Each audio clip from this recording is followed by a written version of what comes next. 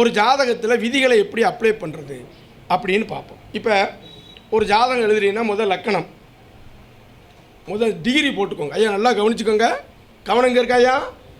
Degree போட்டுக்கோங்க. ஏன் degree போடுறதுன்னா அந்த லக்கணம் எந்த நட்சத்திரத்தில் இருக்குது என்பதை உணர முடியும். அதுக்கடுத்து அந்த கட்டத்தில் லக்கணத்தில் இருந்து எந்த கட்டம்னாலும் சரி வரிசையாக வாங்க. ஒன்றுக்கு மேற்பட்ட கிரகங்கள் இருந்தால் ஆர்டர் படி எழுதுங்க, அங்கேயும் டிகிரி போடுங்க.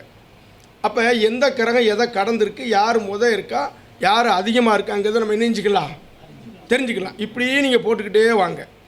வக்கரங்கள் வந்தால் வக்கரங்களை குறிச்சிக்கோங்க. ஐயா என்னது? வக்கரங்களை குறிச்சிக்கோங்க.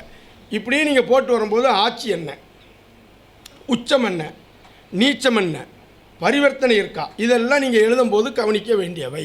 ஐயா புரிஞ்சதா? வணக்கம்.